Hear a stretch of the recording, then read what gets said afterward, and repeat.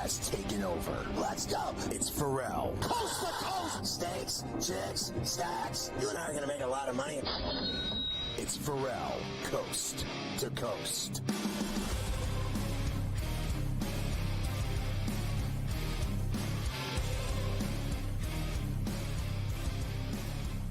And we are back. Hour number 3. Ferrall Coast to Coast on a Monday. Holiday week Monday. Thanksgiving, of course, coming up on Thursday.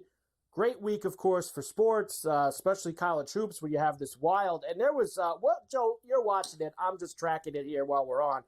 There was a little bit of a, I guess you want to call it a fracas between UConn and Memphis here. I heard you say things in the break like double technicals, things like that. I'm still seeing UConn now up 3, 92-89, with about $1:20 to go in the overtime. Yeah, it was a shove and a retaliatory shove between a Memphis and UConn player. The UConn player gets ejected. There would have been one more free throw awarded, but it was wiped out because of the double technical. And right now, all they seem to be doing is exchanging threes. Memphis just hit another 3 to tie the game at 92 apiece. We're under a minute to go. Wow. And buckle up. These two teams are yelling. The coaches are yelling at one another. It's pretty fun to watch this in Maui for such a laid-back place. For such a laid-back place. And that's only, remember, Joe, only the first of 4 games there today. They got 3 more, and you got a couple of other maniacs like Izzo to come in the next game. With Michigan State. So you got a lot of fun. And that Auburn-Iowa State game is going to be outstanding as well.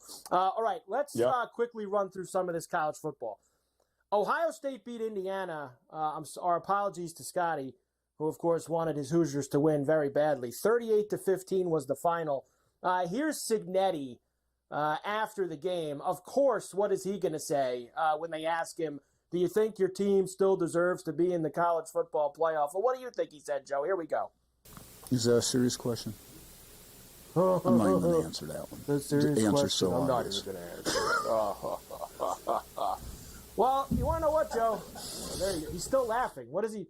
He's laughing. I don't know if it's that obvious. I personally think they're still going to be in. I think it helps some of the other carnage that happened on Saturday is going to help them.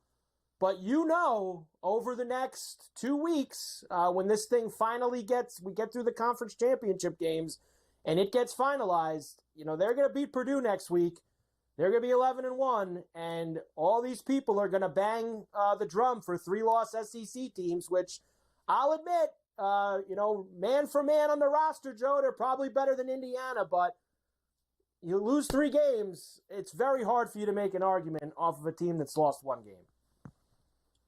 We said it all week long last week. I said my biggest fear here is that Indiana's going to get blown out, and then all of a sudden the committee will shift its attention to giving us an extra the 2-loss or even a 3-loss SEC team over Indiana, since their schedule was weak, and the only team that they really did play was Ohio State, and they couldn't compete. So, I think that's a worry. In fact, if you think that they're going to get screwed over, I believe them not to make the playoff now, Scott Carver, is 10-1. I think you can get 10-1 Indiana not to make the college football playoff if you want to go that route. I have it right here, actually. The no is plus 980. You're right. The no is plus 980. Yep. The yes, minus 2,200. All right. I would like to see them in, Joe, because I know that there's purists who say, I want the 12 best teams. That's it. That's what it is. I like, now that we've gone to 12, that I can actually have something different in the college football playoff. And what could be more different than Indiana, who, let's be fair, and here's one thing that bothered me, Joe, about Cignetti on Saturday. I thought that he played that game in the second half to not get blown out by more. I think that he pulled it in to lose by 20, and I think he could have lost the game by 35 or 40 if he would have kept playing. I think that he laid down for most of that second half in terms of some of the stuff he was calling on, some of the stuff they did on offense, some of the decisions that were made in terms of, and I didn't particularly love that, but I get why he was doing it. Listen, I think Cignetti was the better coach, just didn't have the better players. And keep in mind, none of this is going to matter once Ryan Day loses to Michigan this week and gets fired, and then they hire Cignetti anyway. But you've got to look at them dropping Carver now. They went from 5th, right? They were 5th in the poll. So what happens now? Are they 13th? Are they 11th? You know, you got to account for Boise State is going to take that 12 spot one way or the other, right? So where do they fall in there? That's the problem. And who can blow by past them? Would it be a 2-loss Big 12 team? Would it be a 2-loss ACC team? I mean, who could overtake a 1-loss Indiana team if they're not in the top 12 when the committee meets?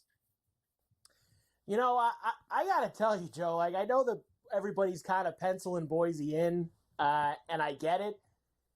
They've had some games over the last month where, you know, they're playing with some fire a little bit. You know, Wyoming stinks, and they could have lost that game on Saturday. You know, that Nevada game a couple weeks ago, they only won by 7. You know, it's most likely that, you know, they're going to play UNLV again because Colorado State lost on Saturday night. UNLV gave them a game. You know, UNLV beats them in a potential rematch in the Mountain West title game. Is it UNLV that's going to be in that last spot? I would have to think, because Army lost to Notre Dame as well, so they're probably tumbled down when we see those rankings tomorrow night. So I'm a little nervous, Joe, about Boise's prospects, just because they've seemed a little, I don't want to say checked out, but lackadaisical against some of these Mountain West teams. Yeah, well, I mean, UNLV's win over Kansas is looking pretty good, isn't it, right about now? Because, there is. I mean, listen, we know that the highest group of 5, right, the highest ranked group of 5 is automatically going to get in, probably going to be around that number 12 seed, right, that 12th team to get in. But to your point, yes, Boise State, you still have an opportunity for Tulane to get in there in the American Athletic Conference Championship. Army's still probably going to play for it. So there are still a lot of things to decide out in the Mountain West, and for that other group of 5 that has to make the playoffs one way or the other. Let's deal with now the SEC disaster for them over the weekend. Alabama goes to Norman, Oklahoma, as gutless an effort as you can ever remember. They lose 24-3 to an Oklahoma team, Joe, and I know you've watched them play this year. Oklahoma stinks. They have been bad all year in that conference, and they came out with this huge effort and they beat Alabama. Florida beats Ole Miss in the swamp in Gainesville, 24-17. Auburn plays a crazy game with Texas A&M, and Texas A&M loses. Now, they kind of still have some chances, because if they beat Texas this week, they're going to be in the title game and they'll get a crack at Georgia the following week. So it didn't completely crush Texas A&M, but where are you standing now, Joe? And we'll probably have to pick this up after. We'll come back and say, where do we stand? Yep. Who's in and who's out? Because I think Alabama and Ole Miss, Joe, they're done for me. 3 losses, and both of them have 2 bad losses. So I don't see how you can overcome things like that. Ferrall Coast to Coast on a Monday. Carver High and Joe Ranieri in for Scotty. We'll come back on the grid right after this.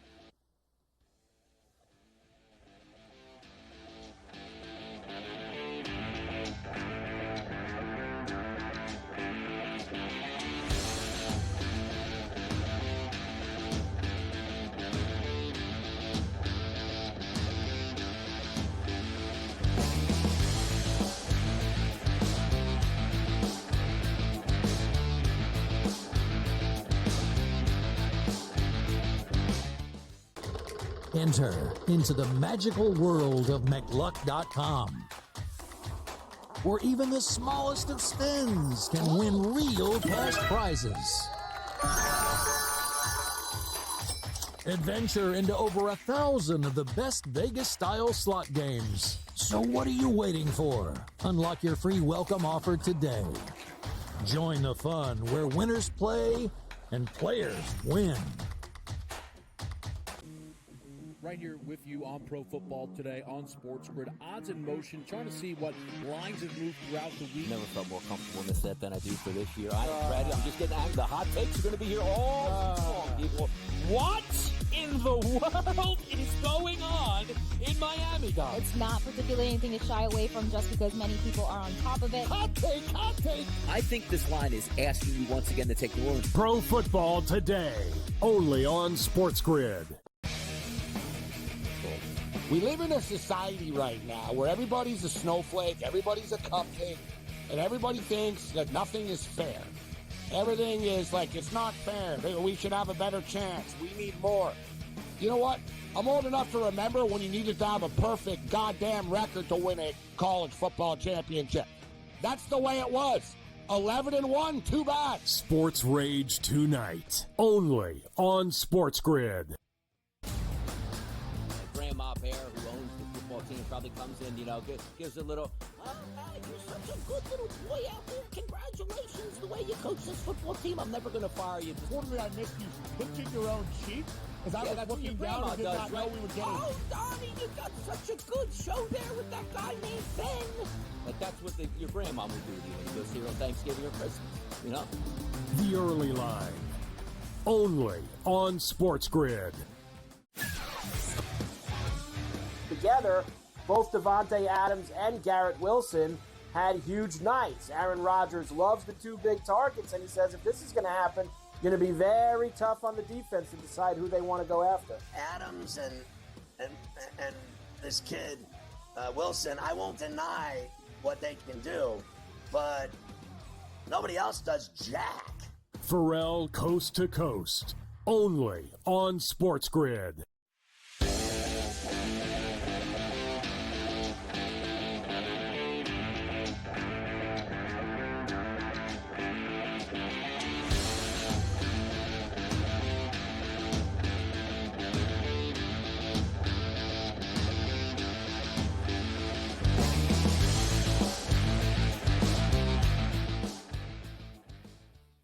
And we're back. Ferrall Coast to Coast on a Monday. Carver High and Joe Ranieri in for Scotty. All right, let's try to figure this out now, Joe. Alabama, the AP had them at 13 in their new poll yesterday. They dropped Ole Miss all the way down to 15. Ole Miss is finished. I don't think Ole Miss has any shot. We were just talking about it. Tennessee's 9-2. They're going to play Vandy this week in Nashville. They win. Now, Vandy, they've won some games this year, obviously. They beat Alabama there, so I don't think that we could just say, I think we saw that's a win. I don't know if we could do that necessarily with them. But if they won and they got to 10-2, is Tennessee in? Because they're not going to play in the SEC title game. Are they in at 10-2? They're going to be one of the 12. To me, that's the wild card here. What does the committee? How did they view Tennessee here? Are they going to be punished for the loss to Georgia? They're not going to get any points for beating UTEP last week. I get it. But they do have a pretty tough game against Vanderbilt still this week. And if they only finish with 2 losses, we already know Georgia's in, right? So why not Tennessee? Well, Georgia plays Georgia Tech Friday night. Right. Yes, they should win. We're going to go under the assumption they should win, and they'll be 10-2. They're going to be in that situation that Kiffin talked about last week. They're going to play in the SEC title game, and if they lose, they get a third loss. Is their third loss because it's the SEC title game better than? I think it would be because it would be to potentially Texas than the Alabama 3 losses. They're going to have a lot of very tough decisions, Joe. And I said this to you too. Miami and SMU, I think, will both be in the 12 tomorrow night. They're going to potentially play, not potentially, they're going to play if Miami wins this week in the ACC title game. SMU's already there. Is the loser of the Miami-SMU game going to get pushed down and the non-playing 3-loss SEC team jump them? Does that happen? Well, that could very well happen there. Again, depending on how they view the ACC. Again, you look at SMU's schedule here. and you look at Miami's schedule, and Miami, I mean, granted, the loss was bad, but they haven't really had that big-time signature win because they didn't have to play Clemson this year, right? But Miami is in, I think, and win mode, right? So if they beat Syracuse this week, they're in. SMU, for the most part, has already punched that ticket to the ACC championship, right? They're already in. They're in. So Clemson has already done it 7-1. They only get the spot if Miami loses, right? That's it. Right. Now, SMU is in the title game no matter what they do against Cal this week. Their thing is, if they lost to Cal, they're going to lose that potential gas of losing the ACC title game and not getting in. That will be out of the window for them. They'll still have a chance for the auto because they're playing Miami. But that, right now the book has SMU minus 152 to the yes, plus 124 to the no. Coin flip, really, for SMU. Coin flip. They have Miami at minus 260 and the no plus 205. I think Miami would get in if they lost to SMU in the 12th. I think they put Miami in. And how did they lose? I think that's the big question. How does that game go? Is there 100 points? Wild Is it game. 60 to 57? Right. If it's a blowout one way or the other, I think that's the one thing that could change the committee. But don't forget, the committee isn't necessarily about most deserving versus they're about what makes the most money, right? That's why we have a 12-team playoff, Carver, is it not? So when push comes to shove, I don't care that you have an extra loss. Can I count on you making all of us a lot more money by playing on a signature event in prime time on, ABC? And if the answer is it comes down between Alabama or Indiana, who do you think the committee's going to vote for? Yeah, we've seen it in the past when they had 4. It is what it is. You know how things are going to go. Yep. Yeah, give Clemson. Now, Clemson's not going to be in the ACC title game. They beat South Carolina, who's been pretty good this week, and get to 10-2. Their losses are to Georgia and Louisville. They got them at plus 194 and no at minus 245 right now for Clemson. So they're not. I don't know that they beat South Carolina. Much longer shot than Clemson. Yeah, I don't know they beat South Carolina. But I'll tell you this: if you're confident they will, then just keep rolling it over. But I'm not. I'm not confident that they beat this South Carolina team. And then that's the other interesting thing: South Carolina beats Clemson. They're a 3-loss team. And that they should have beaten in Tuscaloosa, Alabama, that game. So then they took them down to the wire. Where does South Carolina with 3 losses and a win against Clemson? Where does that land? It's true. And I know this is a lot of if ifs and buts were candy and nuts, every day would be Christmas. But that's really what we have to go off here is ifs and buts. Are you keeping Texas in if they lose to Texas A&M this week and don't make the SEC title game? I guess they're high enough that they won't fall far enough. They'll only have a second. They won't fall far enough. I don't think them or Georgia fall far enough one way or the other here to make a difference. I think the biggest issues that we're going to have are in the ACC and what in the hell happens with the Big 12. Because that is still over the top on what could happen there. Well, Arizona State, a wild scene when they beat BYU on Saturday. Colorado goes to Kansas, and Kansas really destroyed a chance of having a highly ranked Big 12 team with their wins over Iowa State, their win over BYU, win over Colorado.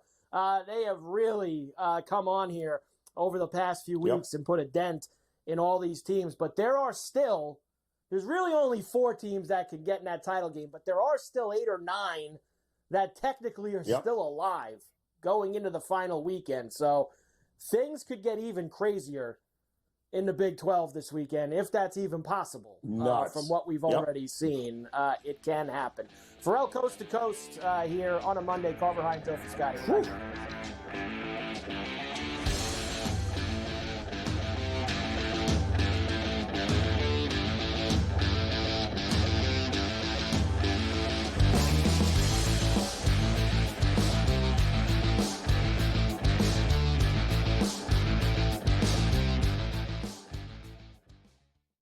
sharpest football contest show in the land. The Las Vegas Football Contest Show focuses on Circus Sports Million, Circus Survivor, and the Westgate Super Contest, handicapping the games and releasing our contest picks every week of the season. With 2 former Super Contest winners, Brady Cannon and James Salinas, a former NFL player, Mike Pritchard, and over $1 million in contest prize money won combined, the Las Vegas Football Contest Show will have you prepared this season like none other. We live in a society right now where everybody's a snowflake, everybody's a cupcake, and everybody thinks that nothing is fair. Everything is like, it's not fair. We should have a better chance. We need more. You know what? I'm old enough to remember when you needed to have a perfect goddamn record to win a college football championship. That's the way it was. 11-1, too bad. Sports Rage tonight, only on SportsGrid. Grandma Bear, who owns the football team, probably comes in, gives a little, you're such a good little boy out there. Congratulations, the way you coach this football team. I'm never going to fire you. Totally, I missed you pinching your own cheek as I was looking down and did not know we were getting. Oh, Donnie, you got such a good show there with that guy named Ben. Like, that's what your grandma would do to you when you go see her on Thanksgiving or Christmas, The Early Line, only on SportsGrid. Together, both Devontae Adams and Garrett Wilson had huge nights. Aaron Rodgers loves the 2 big targets, and he says if this is going to happen, going to be very tough on the defense to decide who they want to go after. Adams and this kid, Wilson, I won't deny what they can do, but nobody else does jack. Ferrall Coast to Coast, only on SportsGrid.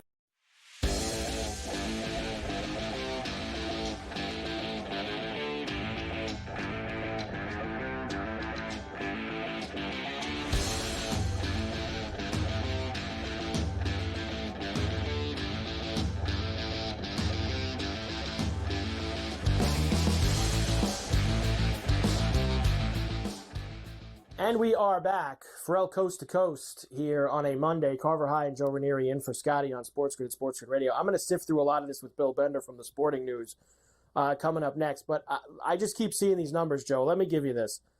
They got Tulane now at plus 410 for the yes, minus 590 for the no. They have UNLV at plus 590 for the yes, minus 1,000 of the no. People have been saying Tulane could be the team if Boise tripped up. That maybe it's Tulane that would be the team, provided they finish off, and they play Memphis actually Thanksgiving night in the finish off the regular season, and then they're playing Army in the American title game the week after. That if they won those 2 games and Boise tripped, maybe it's Tulane, who of course we saw in a New Year's 6 beat USC a couple years ago, so they have a little bit of recent cachet with those people in that room. That might be the team if Boise were to stumble, which I think they've been on the brink of the last few weeks. Yeah, so if Tulane beating Memphis this week and then Army in the American Athletic title game, boy, that would be pretty impressive, maybe even more impressive than anything UNLV's resume is going to put together. And Boise State, let's be realistic here. Tulane, that would be a pretty heck of a way to finish there. Go ahead and sweep the board and win the AAC, and all of a sudden Tulane is in. I don't, there's another team that you can't count out, and like you had mentioned, man, it feels like Boise State is they are close to shooting themselves in the foot here at one, because to me it's theirs to lose, but how much faith do we have in them to finish this thing off? Everybody wants them in. I just don't know if it happens. Right, and they actually don't have a conference game this week. They're playing Oregon State. Correct. On the blue turf. So they have that to finish out the regular season, which is, by the way, one of those wacky 9 a.m. local in Boise kicks on Saturday just to get the game on Big Fox at noon East. So they're going to play Oregon State at basically 9 a.m. local, and they're going to wait to see who they play. And I believe that if UNLV wins on Saturday night that they have the tiebreaker over Colorado State. I have to check. I'll check that with Bill because I know Bill will know when he comes back. But I'm pretty sure because Colorado State lost to Fresno on Saturday night that they're the team that would be on the outside looking in for the title game. They did because of their loss. Yep. It's going to be wild, Joe, and I don't know how they figure it all out tomorrow night. But the only teams you could say are playing, they're closing strong. Even Penn State was on the brink against Minnesota on Saturday. And I know the Irish played Army, but the Irish have been, since the Northern Illinois game, they've left no doubt coming down the stretch at least. At least that's one team that's leaving no doubt coming down the stretch. Yeah, well, again, Tulane would have to beat Memphis and Army, a team that just spent how many weeks in the top 25? And if they sweep that board, then you got your choice between Boise State and Tulane. And I'm sorry, Tulane's resume would be more impressive. Wild. It is. It's going to be a lot of fun here over the next couple of weeks. All right, Joe, I'm going to talk to Bill next. And then after Bill, we'll go through all the NBA for tonight, and we actually do have a pretty heavy Monday night schedule in the NBA. Tons of games, and we have a lot of guys coming back from injury tonight. I know Porzingis is back for the Celtics tonight. I know tomorrow night Durant and Beal are going to come back for the Suns against the Lakers, so a ton of things going on there. Clippers, it's a back-to-back. They beat the Sixers last night. The Sixers are now 3-13 this season. Man, what a shame that is, Joe. To watch the Sixers go down in flames. What a shame to see. Good win for the Nets last night, too. They won in Sacramento as they're out west on a trip. So I did catch a little bit of the NBA last night, Joe. I tried to, at least. I tried to catch some of it after the football. I fade all of these teams that get their superstars back the first game. All these guys, fade them all. Because the market's going to overreact to their appearance back in the lineup, and the number gets out of whack in the NBA. So fade Porzingis and the Celtics tonight. And Memphis won that game, by the way, over UConn. 99-97. Memphis with the win. At the buzzer, they hang on, so they get it done in OT. Chippy finish and a great win for Penny Hardaway out in Maui, as I believe they'll play the winner of this next Colorado-Michigan State game. Tomorrow, UConn will play the loser. All right, we'll come back. Bill Bender, Sporting News.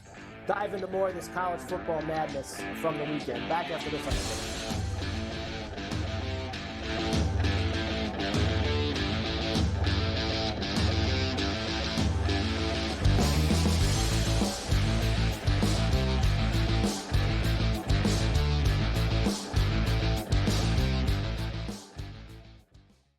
sharpest football contest show in the land. The Las Vegas Football Contest Show focuses on Circus Sports Million, Circus Survivor, and the Westgate Super Contest, handicapping the games and releasing our contest picks every week of the season. With two former Super Contest winners, Brady Cannon and James Salinas, a former NFL player, Mike Pritchard, and over $1 million in contest prize money won combined, the Las Vegas Football Contest Show will have you prepared this season like none other.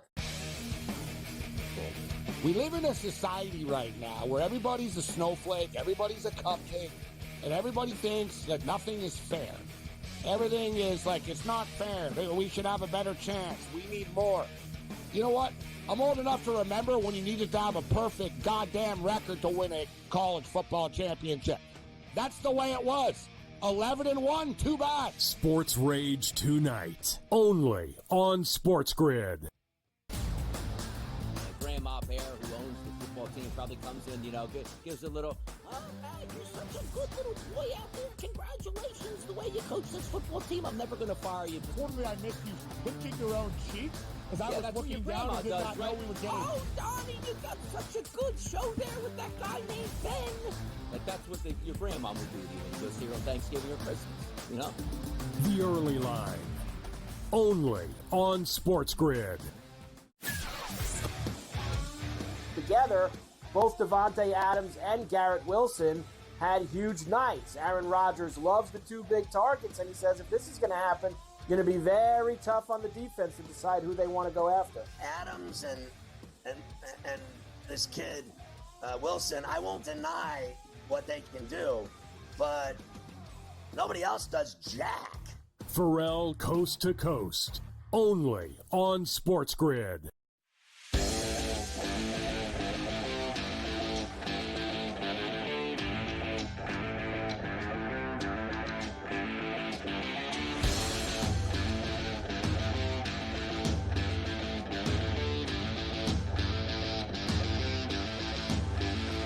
And we are back. Ferrall Coast to Coast here on a Monday. Culver High in for Scotty on SportsGrid and SportsGrid Radio. Good to have Bill Bender from the Sporting News back again because I talked to him last week. And, Bill, I don't even think we could have imagined the amount of chaos. And everybody loves chaos in college football. It really is what drives the sport. It's even crazier now because of 12 teams instead of 4. Because I don't think that half of those games would have got anywhere near the attention they got if there was still only a 4-team playoff that we were playing with. Let me start with the SEC, I suppose, because you gave me the whole breakdown last week about all the 2-loss teams and everything. Well, now I've got 3-loss teams, Bill, in Alabama and Ole Miss. Have we completely dismissed the 3-loss teams, or do we have scenarios where, specifically Alabama, they could sneak in the back door? Yeah, I think they're the interesting one because they always go to the front of the line no matter how many losses they have. They were the first 1-loss team, the first 2-loss team, and now here they are, the first 3-loss team. And it was a bad weekend, though. It was really bad for them how they looked. It wasn't just the loss to Oklahoma. It was not being able to complete a pass, looking overwhelmed on the offensive side. I don't know that they're deserving even if somebody does lose. Like, here's one of the complicated discussions we're going to have. What if, are you taking a 3-loss Alabama over the 2-loss loser of the ACC championship game? To me, like, SMU deserves an at-large bid more than Alabama at that point. We were just having this discussion like 10 minutes ago here. Me and Joe were having the same talk. Like, SMU and Miami obviously have to, well, Miami definitely has to, because if they lose, Clemson's going to walk through the door. But if SMU takes care of business against Cal and they stay with 1 loss going into that game, and Miami and SMU play a great game, fun, competitive, both teams look deserving, I think they should both be in, Bill. And I know that people want SEC, and it's the big brands, and it's the big numbers, and all of those things. But I don't know if you can squeeze Indiana and the loser of that game, but maybe we can. Why not? We got 12 now, Bill. Can we squeeze both in? Well, I think we will squeeze Indiana in despite what happened in Columbus, which you and I talked about, where Indiana is not in Ohio State's zip code. We saw that on the field. But to compare them against Ohio State right now, Ohio State looks like one of the 2 best teams in the country. I'll get to the other one here in a minute. But Indiana still deserves to be in. By the end of the day, they were looking a lot better once Ole Miss lost at Florida. Texas A&M took their loss. And now the SEC, the masters of spin, there's a chance they may have to spin an SEC championship game with a 3-loss Texas A&M if they beat Texas, and a 3-loss Georgia if Georgia Tech somehow beats them. Can you imagine the things we would hear in the week leading up to that game in Atlanta if that happens? I don't think it will, but it's fun to think about. Yeah, and really, you could spin it a little bit further, Bill, because what happens if Texas, and I don't think they could do this because I don't think they're that great of a team, but what if Texas A&M somehow pulled off both Texas and Georgia the following week, and then they have 3 losses, Georgia's got 3 losses, Alabama's got 3 losses, and Tennessee and Texas get to sit there and go, well, we only have 2, so I guess we're in, all right? They can just back up and go, we're in. Right, and here's the thing, the SEC, the one argument I buy from them, it is tough to win on the road. If you looked at the winning percentage of home teams in the SEC before this season, you knew that Jordan-Hare was a tough place to play. And you knew the Swamp was a tough place to play, and Oklahoma was a tough place to play, and now you jammed all these teams in the same conference. And one argument I will give them is their middle class is a lot better than the Big Ten's middle class. So like 5 through 12 from the Big Ten's pretty rough on a week-to-week basis. I know Minnesota ran with Penn State last week, but when you're trying to sell me Michigan or a barely 6-win USC against Notre Dame, those kind of things, I do think it's much tougher to win on the road at places like Florida and Oklahoma than it is at those places. Is there any way that we can petition for Kansas to play in the Big 12 title game after the last 3 weeks? And can we get them in the game? Because they've been the most exciting team to watch the past 3 weeks, the way they've been knocking off all of these heavies. That is such a mess. You talk about the SEC being a mess. The Big 12 has Arizona State, BYU, Colorado, Iowa State. And really, if we got the charts and graphs out, Bill, they've even got like 3 or 4 other teams that in some real chaos scenarios can play in the title game. How do you even possibly see that shaking out? I think Arizona State will win and reserve their spot. And then isn't it as simple as if Iowa State wins against Kansas State, they're in, I think. I believe Arizona State and Iowa State have the path. Like they are the two that if they win, they're in. But winning in that conference has not been easy the past few weeks. Or completing a game without the students getting on the field, right? How does that keep going on, Bill? What are we doing out here? Can we? I mean, I thought the worst was Oklahoma. There was 28 seconds on the clock, and they all started running on the field. Wow. Now, that, like not to get too off topic, but that and the throwing things on the field penalize the team immediately, and then it won't happen. If you give Arizona State a 15-yard penalty in that situation, and all of a sudden the Hail Marys from the 35-yard line, do you think it would ever happen again? Do you think the coaches or the administrators would ever let it happen again? I actually saw an even better one, Bill, and I forget who said this over the weekend on social media, but 15 yards for every 5 minutes we're not off the field. So for every 5 minutes you're not off the field, another 15 yards closer. You get to go for that final play. I like that. Just keep moving them up. They'll get them off the field quick if they're going to keep moving them up. Right. And now that they did survive, I do like Arizona State this weekend against Arizona. I think they take care of business, punch their ticket in. And then it's a toss-up to me. BYU will probably win that late game against Houston. So for Iowa State, do you beat Kansas State? It's a bad matchup. Kansas State can run the ball, and that's how you beat Iowa State. If you can establish the running game, Farmageddon, what a rivalry game name. That's a tight one. So I definitely think those back half, late night Big 12 games are going to offer some clarity. And I'm even second-guessing Oklahoma State, Colorado at this point. I'm wondering if the Cowboys, wouldn't that be something if that's the only Big 12 game they win? I would not second-guess anything in that conference at this point. I think that if I'm Brett Yormark, I'd like to see Deion in Colorado somehow find their way into the game in Dallas the following week, just from a obviously viewing perspective and things like that, an attention perspective, but everything's on the table in the Big 12. Boise, I wanted to bring them up with you for this reason. They've kind of been playing with fire the past couple of weeks. Like, the Wyoming stinks. The Nevada game a couple of weeks before that. They're not just dominating and blowing everyone away. Is the door open here? Because now, correct me if I'm wrong, if UNLV wins Saturday night, they play UNLV again, right? Mountain West title game. Correct. Played a tough game with them the first time. UNLV could, if UNLV beats them, UNLV or maybe a Tulane sneaking in from the American. I like Tulane. If Tulane played Boise tomorrow, I would probably pick Tulane. The way that they've been playing offense up in the 40s, having a really nice season. They play on Thursday night against Memphis. That ought to be a high-scoring game there, too. So they're just waiting for that to happen and open up the door. And Boise better be careful. I didn't like how they looked against Wyoming. I love Ashton Genty, obviously. Everybody does. They're going to have to be more than that. And if you look, they've kind of alternated taking care of business with playing with fire, like you said. So, and here's the other thing. I do think they'll be ranked as that fourth bye team in tomorrow's rankings. You're seeing that across a lot.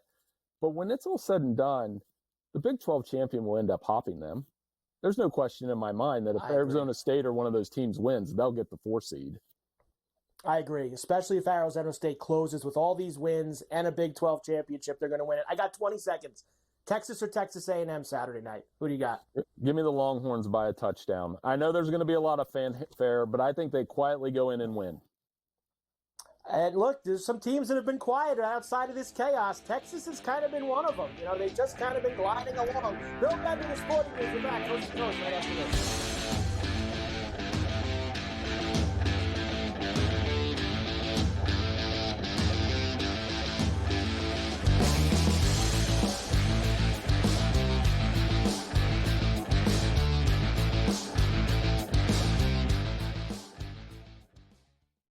sharpest football contest show in the land. The Las Vegas Football Contest Show focuses on Circus Sports Million, Circus Survivor, and the Westgate Super Contest, handicapping the games and releasing our contest picks every week of the season.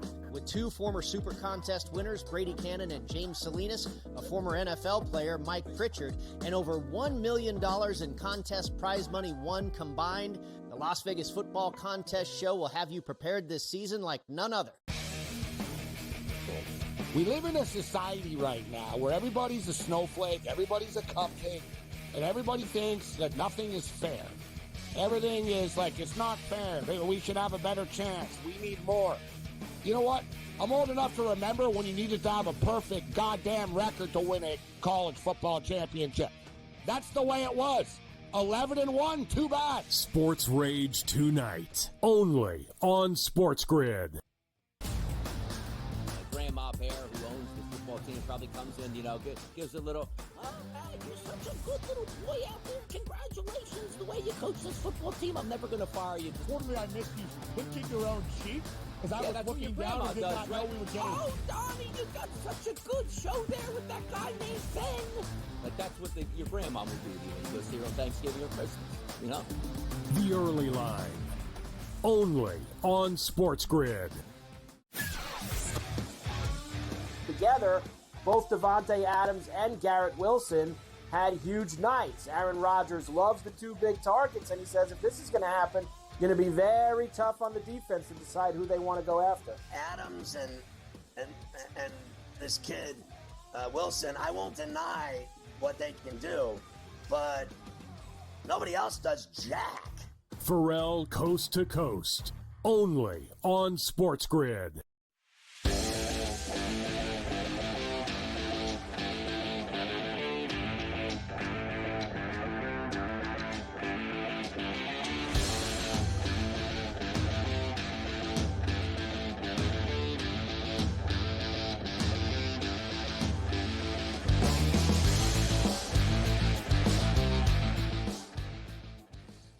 And we are back, Ferrall, Coast to Coast, here on a Monday. Carver High and Joe Ranieri in for Scotty on SportsGrid and SportsGrid Radio. Good to have everybody with us here tonight. All right, Joe, we got NBA games tonight. A bunch of them, actually, here on a Monday. Let's get rolling. The Magic are in Charlotte against the Hornets tonight. Magic minus 4.5 on the road, 213.5 is the total. I got to say, the Magic have played a lot better than I thought they would without Banchero. Wagner's been outstanding. Yeah, and I mean, what'd you have the other night? LaMelo dropping, a 50-burger there, lighting them up, starting to feel it. And quite honestly, I don't see any reason why that shouldn't continue in this game. I love him over, or actually under, his 44.5 points, assists, and rebounds. You're not going to be able to go back-to-back 50-plus here. I do think that they're going to be in for it against this very long and athletic Orlando team. I think he struggles tonight. Comes back down to reality. The Raptors stink. They're 4-13, but they actually, Joe, as you know, they cover a lot of games. They don't win games, but they cover a lot of games, and they're in Detroit against the Pistons once again, getting a number 5.5 on the road. They're picking up 220.5. is the total in this one. Give me the Raps again, Joe. Let's go for it again. I am with you. I mean, is Cade Cunningham back in the lineup for this game tonight, or is he not? And I believe that was the big question here. He's out again. Yeah, then I'm with you, man, all day long. I will take the Raps here to get it done once again. The Pelicans, who the entire team, of course, has been out for weeks. They got all kinds of problems in New Orleans. They are in Indiana against the Pacers. 7.5 for the Pacers tonight. 224.5 the total. Yeah, how do we trust the Pacers to win by this kind of number? I don't get it at all. But it does appear that reinforcements will be back soon enough for the Pelicans, right? So they're saying DeJounte Murray, C.J. McCollum, Trey Murphy, all of these guys are expected here within the week. They are hoping. And if that's the case, that might be just enough motivation to keep this thing way closer than Indiana fans hope. So I'm going to go ahead and back the Pelicans to stay within this number. They are getting C.J. McCollum back tonight. So they are getting McCollum back for the Pelicans. So we'll see how that goes for them. The Mavericks are in Atlanta against the Hawks. Now, obviously, when I tell you the Hawks are 3.5-point favorites, Joe, you're going to say, who's not playing? Well, that's Luka not playing for Dallas tonight, and Kyrie's a game-time decision. He was at shoot-around this morning, so you'd like to think he's going to be out there. But minus 3.5 for Atlanta, heavy, 235.5 total.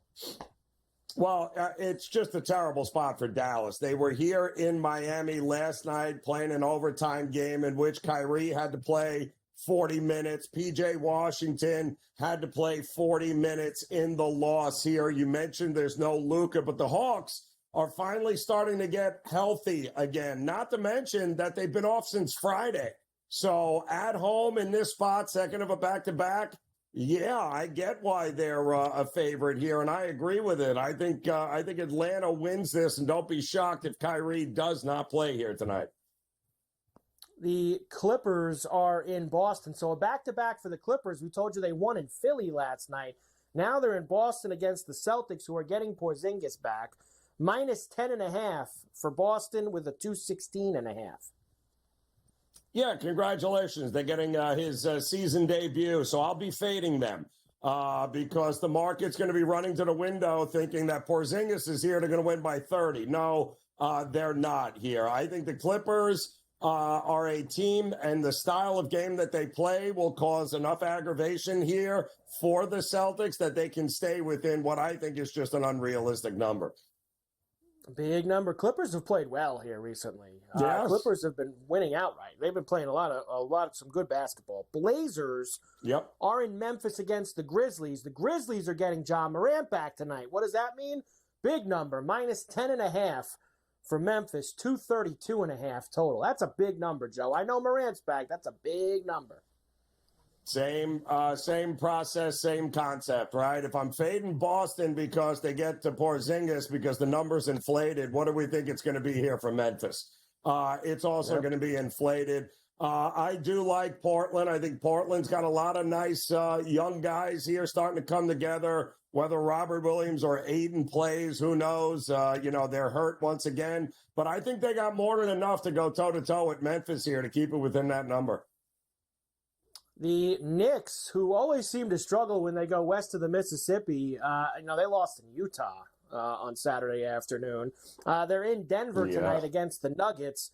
Minus 3.5 for the Nuggets. 233.5 is the total here. Yeah, this is one of those things where shouldn't we be, the Joker going up against Karl Anthony Towns, and it usually doesn't end well. 40.5, I think, is what his PRA was, Karl Anthony Towns. This is one of those things where, I'm going to look to fade Karl Anthony Towns against Denver in this spot all day long.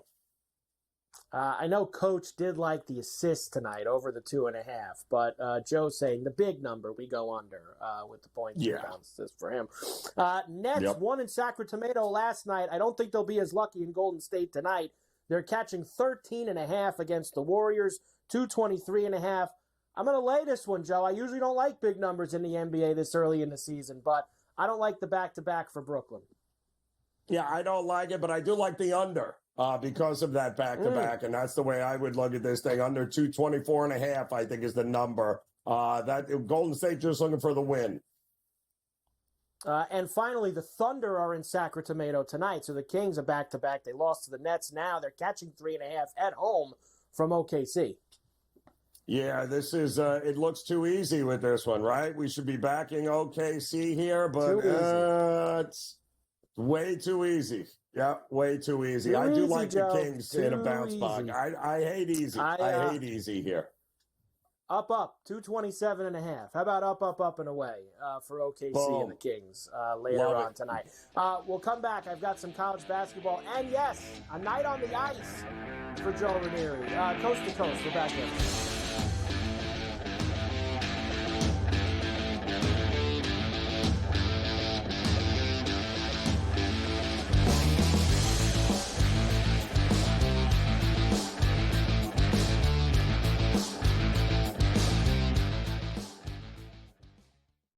sharpest football contest show in the land. The Las Vegas Football Contest Show focuses on Circus Sports Million, Circus Survivor, and the Westgate Super Contest, handicapping the games and releasing our contest picks every week of the season.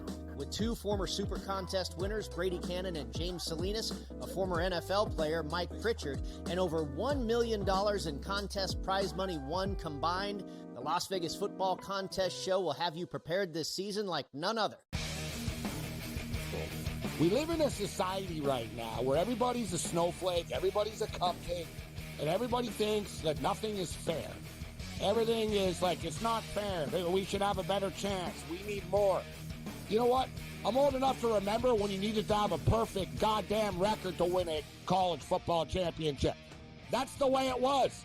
11-1, too bad. Sports Rage tonight, only on SportsGrid. Grandma Bear, who owns the football team, probably comes in, gives a little, oh, man, you're such a good little boy out there. Congratulations, the way you coach this football team. I'm never going to fire you. Quarterly, I missed you pinching your own cheek. Because I was looking down and did not know we were getting. Oh, Donnie, you got such a good show there with that guy named Ben. Like, that's what your grandma would do to you. You go see her on Thanksgiving or Christmas, you know? The Early Line, only on SportsGrid. Together, both Devontae Adams and Garrett Wilson had huge nights. Aaron Rodgers loves the two big targets, and he says if this is going to happen, going to be very tough on the defense to decide who they want to go after. Adams and this kid, Wilson, I won't deny what they can do, but nobody else does jack. Ferrall Coast to Coast, only on SportsGrid.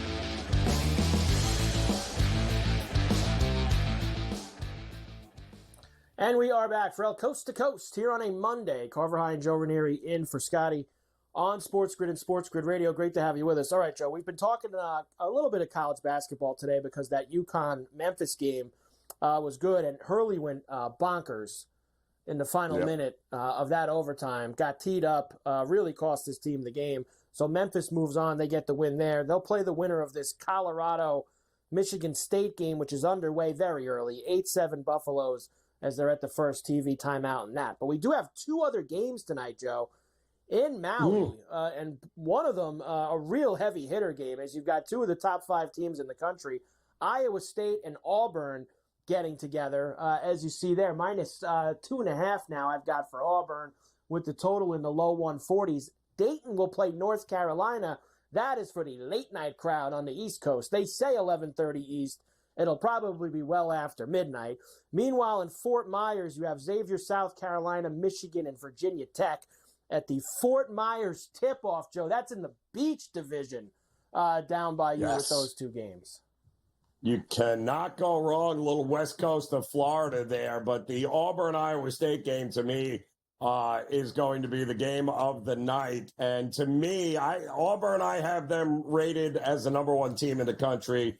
They are phenomenal. And the problem with Iowa State is I don't think they have enough shooting to keep up with Auburn. So they're shooting 37% from three this year, and they take 47% of their shots from three, Auburn does. If they make that percentage here tonight, going to be impossible for Iowa State to make up the difference.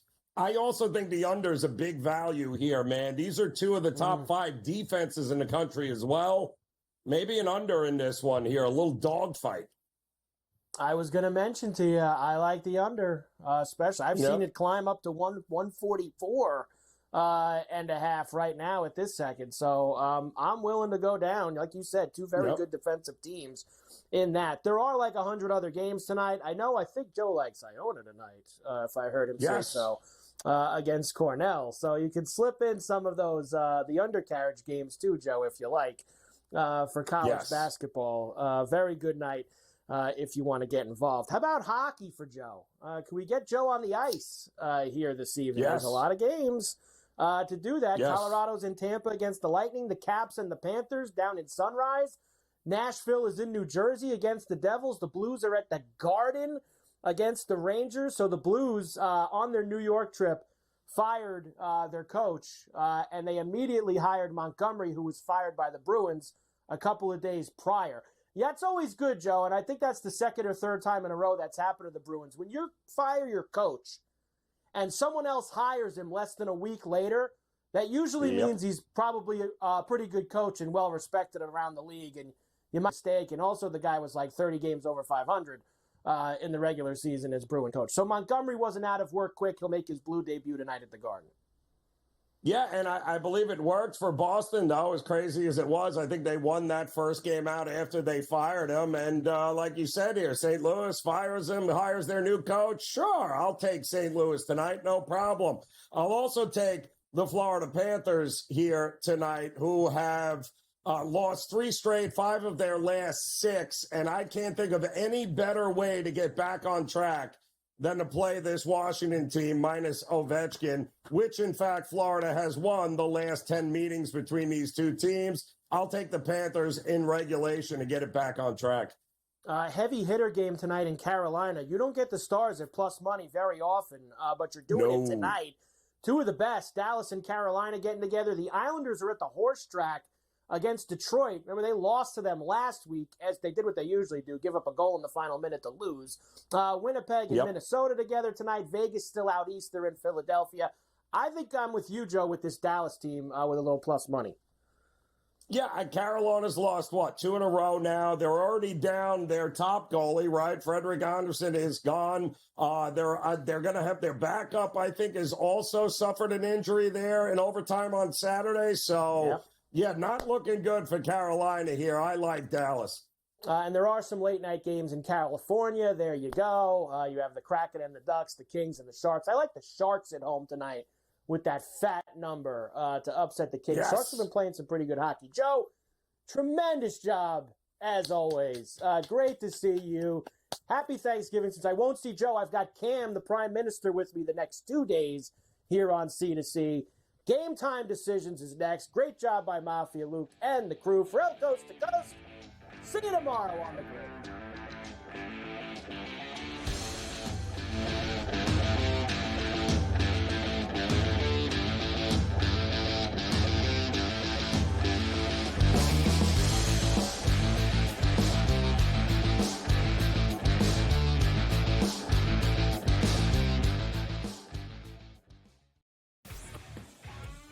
Together, both Devontae Adams and Garrett Wilson had huge nights. Aaron Rodgers loves the 2 big targets, and he says if this is going to happen, going to be very tough on the defense to decide who they want to go after. Adams and this kid, Wilson, I won't deny what they can do, but nobody else does jack.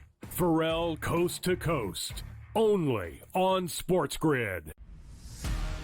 Are they definitely done with Daniel Jones from this point? And any shot that Dable is off the sidelines, meaning he gets fired before next season? They have a general manager in Joe Shane. Every big move has to get approval by ownership.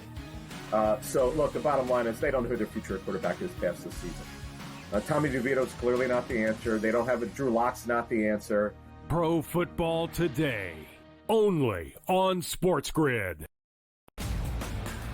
Grandma Bear, who owns the football team, probably comes in, gives a little, oh, man, you're such a good little boy out there. Congratulations, the way you coach this football team. I'm never going to fire you. Totally, I missed you pinching your own cheek as I was looking down and did not know we were getting. Oh, Donnie, you got such a good show there with that guy named Ben. Like, that's what your grandma would do to you when you go see her on Thanksgiving or Christmas, The Early Line, only on SportsGrid.